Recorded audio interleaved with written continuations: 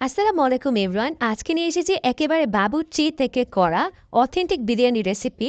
আমি একটা প্রোগ্রামে গিয়ে আপনাদের জন্য এই বাবুর্চি থেকে এই বিরিয়ানি রেসিপিটা করেছি। আর সেটার সাথে কিন্তু নল্লিও ছিল।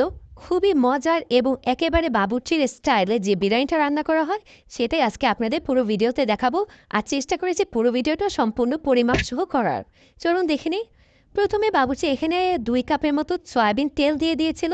এখানে মাংসটা প্রথমে রান্না করে নেবে। আমি একটি প্রোগ্রাম থেকে এই ভিডিওটা করেছি। আর তারা লাকড়ি চুলায় রান্না করছিল। এরপরে তারা গোটা এলাচ, দারচিনি আর লবঙ্গ দিয়ে দিল কয়েকটা।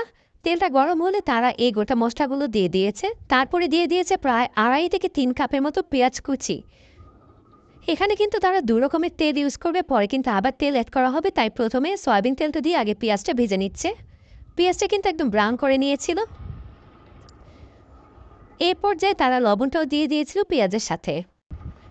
এতে করে পেঁয়াজটা তাড়াতাড়ি লাল হয়ে যাবে। পেঁয়াজটা যখন লাল হয়ে গিয়েছিল তখন তারা বাটা মশলাগুলো দিয়ে দিয়েছে। এখানে প্রায় ২ কাপের মতো আদা রসুন বাটা। তারপর তারা সব মশলা এলাচি, দারচিনি, জয়ফল, জয়ত্রী এগুলো একটু ভিজিয়ে বেটে নিয়েছিল। এরপর তারা জিরে বাটাটা দিয়ে দিবে। জিরে বাটা দিয়েছিল 1/3 কাপের মতো। এখানে তারা ৩ কেজি গরুর মাংস রান্না করছিল, সাথে কিন্তু নলিও ছিল ৪-৫টা। ৩ কেজি মাংসের জন্য এই পরিমাণে মশলা তারা গুঁড়ো করে নিচ্ছে। এখানে দেখুন সব মশলা একত্রে বেটে নিয়েছে। আমি বলে দিলাম জয়ফল, জয়ত্রী, এলাচি, দারচিনি আর লবঙ্গ সব কিছু একেবারে বেটে নিয়েছিল প্রায় বেশ খানিকটা। সেখান থেকে তারা প্রায় 1/3 কাপ বাটা মশলা দিয়ে দিয়েছে। এই সব কিছু একটু পানি দিয়ে ভালো মতো মশলাটা কষিয়ে নিচ্ছে। আর তারা কিন্তু অনেক সময় ধরে এই মশলাটা ভালো মতো কষিয়ে নিচ্ছিল, তা না হলে কিন্তু একটা গন্ধ আসবে।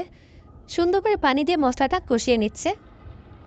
যখন একটু ফুটে আসলো তখন তারা গরম মশলার গুঁড়া দিল প্রায় ২-৩ টেবিল চামচের মতো। ৩ টেবিল চামচের মতোই তারা দিয়েছিল। দিয়ে তারপর আরেকটু কষিয়ে নিল।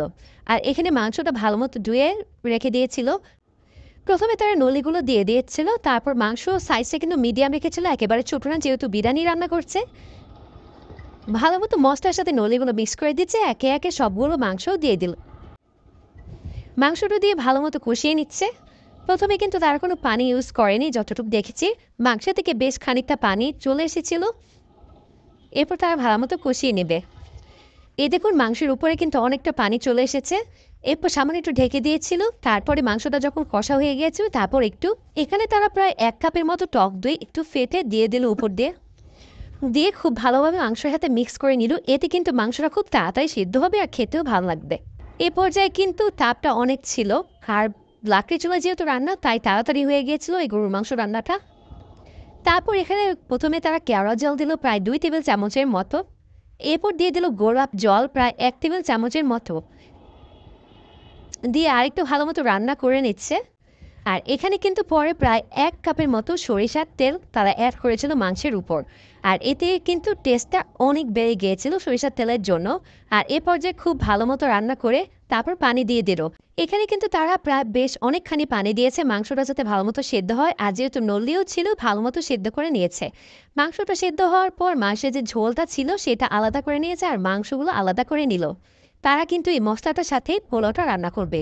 আর এখানে তারা প্রায় ২ কেজি পোলাওয়ের চাল নিয়েছিল আর পানি নিয়েছিল ২.৫ কেজির মতো। আর ৫০০ গ্রাম দেয়নি, কারণ ঝোলটা কিন্তু ছিল অনেকটা। পানিটা যখন ফুটে আসবে তখন তারা সব ইনগ্রিডিয়েন্টস দিচ্ছিল। প্রথমে তারা এখানে প্রায় ১/২ কাপের মতো গুঁড়ো দুধ দিয়েছে। তারপর তারা টমেটোটাকে এরকম গোল গোল করে কেটে দিয়েছিল। এরপর দিয়ে দিল আবার কেওড়া জল প্রায় ১ টেবিল চামচের মতো আর একটু গোলাপ জল ১ টেবিল চামচের মতো। এরপর তারা ওয়েট করছে পানিটা ফুটে ওঠা পর্যন্ত আর দিয়ে দিল বেশ অনেকটা কাঁচামরিচ। এরপর একটু নাড়াচাড়া করে পানিটার বলক ওঠা পর্যন্ত ওয়েট করবে। তারপর তারা চালটাকে ধুয়ে ভালো মতো ঝরিয়ে রেখেছিল। আর এখানে স্বাদ মতো লবণ দিয়ে দিচ্ছে। যখন ফুটে আসছে পানিটা এরপর তারা অ্যাড করেছে ওই ধুয়ে ঝরিয়ে রাখা চালটা। এখানে ২ কেজি চালের জন্য তারা ২.৫ কেজি পরিমাণ পানি দিয়েছিল আর ঝোলটা অ্যাড করে দিয়েছিল। এরপর ওয়েট করবে ফুটে ওঠা পর্যন্ত। চালটা যখন হালকা ফুটে এসেছিল তখন তারা মাংসটা অ্যাড করেছে। এই দেখুন চুলার জালটা কিন্তু অনেকটা বাড়ানো। আর এই দেখুন চালটাও কিন্তু হালকা হয়ে এসেছে। এই পর্যায়ে তারা মাংসটা দিয়ে দিয়েছিল চালের মধ্যে। মাংসটা দেওয়া হলে খুব আলতো হাতে ভালো মতো চালের সাথে মিক্স করে নিচ্ছে।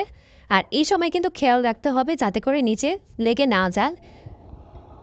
মাংসটা দেওয়ার পর খুব সুন্দরভাবে এপিট এপিট করে উল্টে দিয়ে তারা দমে দিয়ে দিয়েছিল। দেখুন কালারটা কি সুন্দর এসেছে, আর এই বিরিয়ানিটা খেতে কিন্তু অনেক বেশি মজা হয়েছিল, যেহেতু সরিষা চাল অ্যাড করেছে আর নলি ছিল, খেতে কিন্তু অনেক মজা হয়েছিল। এই দেখুন তারা সুন্দরভাবে সাইড থেকে সব চাল একত্রে করে এখন তারা ঢেকে দিচ্ছে। এ পর্যায়ে কিন্তু পুরোপুরি দমে দিয়ে দিবে।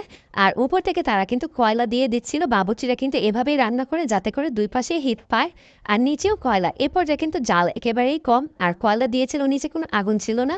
হিতে করে কিন্তু ভাপে ভাপে পুরো বিরিয়ানিটা রান্না হবে।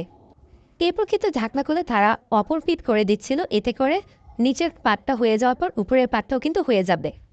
ব্যাস এরপর যখন হয়ে গেছিল বিরিয়ানিটা নামানো হয়েছিল। দেখুন কত সুন্দর দেখাচ্ছে, একেবারে পারফেক্ট একটি বিরিয়ানি। আর এই বাবুর্চির রেসিপিতে বিরিয়ানিটা রান্না করলে একেবারে বাবুর্চির স্বাদটাই পাবেন 100%। আর খেতে যে এত দারুণ হয়েছিল, আর দেখতেও কিন্তু একেবারে প্রফেশনাল বিরিয়ানি। এখন একটু তারা বেড়ে নিচ্ছিল, তারপর সার্ভ করছেন একটা বড় ডিশে, যাতে করে বিরিয়ানিটা দেখতে আরও বেশি ভালো লাগে। দেখুন কালারটা কত সুন্দর এসেছে, আর মরিচও কিন্তু বেশ অনেকটা দিয়েছিল, আর উপর দিয়ে একটা নলি দিয়ে দিয়েছিল। খেতে যেমন দারুণ, দেখতেও তেমন দারুণ লাগছে। বাসায় অবশ্যই আপনারা এই রেসিপিটা ট্রাই করবেন। আর আমার ভিডিওতে কিন্তু আরও অনেক বাবুর্চি রেসিপি রয়েছে, আপনারা সেগুলো দেখে নিতে পারেন। সামনে আমি আরও অনেক রেসিপি দিব, বাবুর্চি থেকে করা অথেন্টিক রেসিপি। আপনারা কিন্তু আমার চ্যানেলের সাথেই থাকবেন। পুরো ভিডিওটি দেখে থাকলে অবশ্যই আমার ভিডিওতে একটি লাইক দিবেন, আমার চ্যানেলটি সাবস্ক্রাইব করবেন। ধন্যবাদ।